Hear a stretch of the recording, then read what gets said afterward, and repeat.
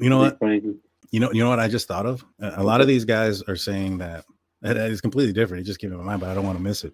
The same people that say that there was no sign of cleaning agent and there was no DNA in the car, Bryan Kohberger couldn't have done it, are the same people blaming Dylan and Bethany, and somehow they cleaned up the entire house in less amount of time with less experience. And also, bleach dissipates in 24 hours. So if Bryan Kohberger used bleach on his car, 7 weeks later, it's not going to be there. If, Bethany and Dylan use bleach in that house, 12 hours later, is it going to be there? The police would smell the residue of cleaning. If they cleaned as well as everybody's saying they are, they wouldn't have found so many DNA.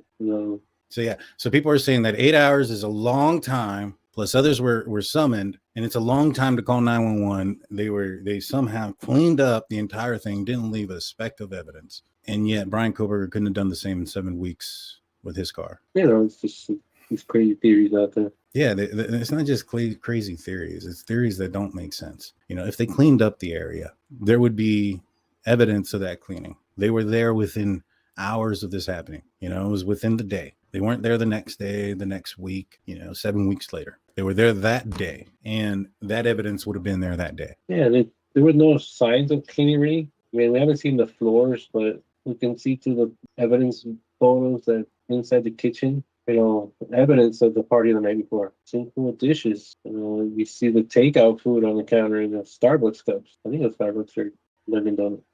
There was a cup out there. I know for sure it was Jack in the Box. Yeah, no, there was a bunch of stuff there. Wayne said, you can remove bloody, fully anything attempted to be cleaned would have lit up like a Christmas tree at forensic search. Right, but you're also assuming that somebody got killed inside of Bryan Kohberger's car and they were actively bleeding. Nobody was bleeding when Bryan Kohberger got back in his car. There's a good possibility he wasn't even wearing the same clothes that he was wearing when he was inside the house committing the crime. You can take clothes off and wipe down before getting into a vehicle, minimizing where you have to clean. Somebody would have to do a demonstration video out there. I'm pretty sure somebody has how fast you can take off the Dickies overalls and booties and gloves. I mean, not only that, like a demonstration of how long it takes to get inside a house and walk up a flight of stairs and come down a flight of stairs. Like, people that think that 9 or 10, which I think it's 11 minutes that he was in that house. 11 minutes is too small of a time, for him to get out and walk into the house. The first thing I ask is, do you think he parked or a mile away and like jogged there? Because he was doing a 6-mile jog. Did that cover 6 minutes of that?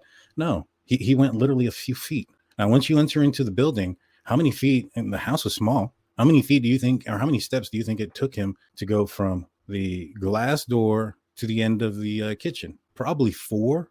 4 steps. And you have probably about 8 to 10, stairs up. And then turn around another 8 to 10. And I think I'm being generous there. And you're up there. I mean, you're literally there in less than a minute from the time that you exit the door to the time that you're opening the first victim's door upstairs. It says drugs were involved. It only takes 1 or 2 strategically placed people to accomplish throwing blame on Bryan. No, because what are they going to do? Where's the DNA coming from? And when did they plant the DNA? We know that the Idaho State lab was there. The Idaho State forensic team was there. There's pictures of them. They collected everything that day. They collected that knife sheath. That knife sheath went to the Idaho State lab where the DNA was entered, was discovered. The STR profile was created, and that profile was entered into CODIS. So that, planting of Bryan's DNA had to have happened before officers were summoned to that house. Where would they have gotten the DNA? Him, by his own admission, was out and about that night by himself. So nobody went up to him and, rubbed his face or anything and got his DNA on the sheath. I'll leave it at that. Let's continue. So Bryan's garbage would have been a perfect place to get a few skin cells, which could have been placed on the sheath. But why? Bryan's garbage would be a perfect place. They weren't found at the Idaho lab, but were found no, that's not true at all. That is 100% false. They were found, and it is stated in the probable cause affidavit that the Idaho State lab detected and created the STR profile. What was sent to the second lab in Texas to Othram was the DNA information so that they can run an IgG on their own, right? Because at that point, they probably still had law enforcement techniques that they had to go through before the FBI could involve their IgG protocols, right? For them to do it. It's in the paperwork. It says, in the defense's paperwork or in the state's paperwork that the IgG by the FBI cannot be utilized until there is no suspects. There is no other law enforcement techniques that can be utilized basically when you have no other option. that's not law. That doesn't mean that Othram or a private lab can't do it themselves, and that doesn't mean that the FBI cannot violate their own policy, and that would somehow affect Bryan Kohberger's deal here, his trial. It's not illegal. It's against their policy, their work policy. And the reason why they do that probably is because if not, then every law enforcement agency would be asking for it all the time. So they want them to do their own work first. A chain of custody would be very important. I spoke to Ms. Vargas, the defense's witness, when it comes to the IGG. It's by an email, what is sent to them. It's a series of numbers and names that they go through when they get that. It's not they're not getting a tea tree dish with DNA in it.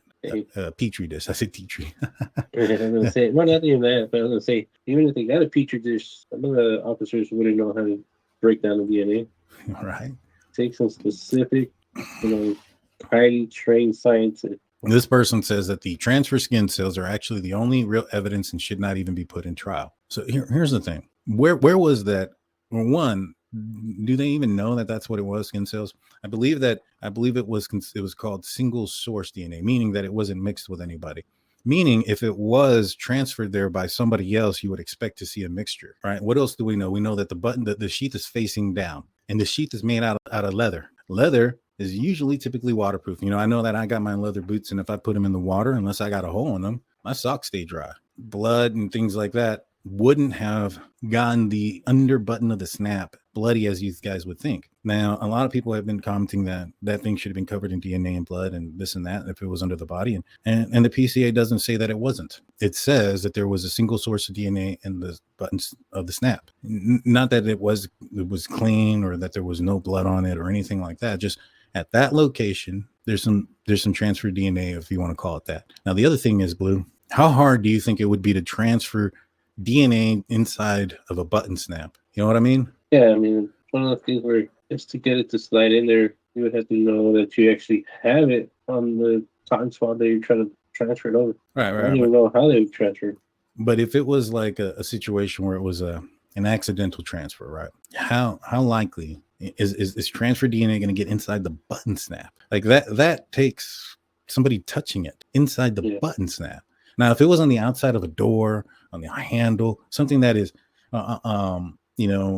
accessible through, everyday touching, like you can rub, your pants, even if it was like on a pair of pants or something, like, and there's DNA on the outside of the pants, you can pass by somebody and get DNA. It's not that, it's inside the button snap. And if you're going to plant evidence, like why not plant like hair or sweat or something else, blood? Like, there was a red stain on his pillowcase. Probably it came back for blood. It came back not the victim. So it was, like we said, it was probably a nosebleed. A nosebleed or a pimple. Yeah. Something. Most likely nosebleed about 80% of the time. Right. So when it comes to the chain of custody being very important, and here's the other thing, when it comes to what happened at the second lab, and then from there, they ran out of suspects, and then the FBI decided to come in and assist by utilizing their techniques to complete an IGG family tree. And that's how they ended up pointing at Bryan Kohberger. Chain of custody really isn't important in that. But the other thing is too, it's like I said earlier, it's a futile point. It's just going in a circle. Everything that I could point out, those who could have pointed blame towards him knew all about Bryan from his application, what car he drove, where he lived, a background check. And what about that would make you think that he is a prime guy for the fall guy?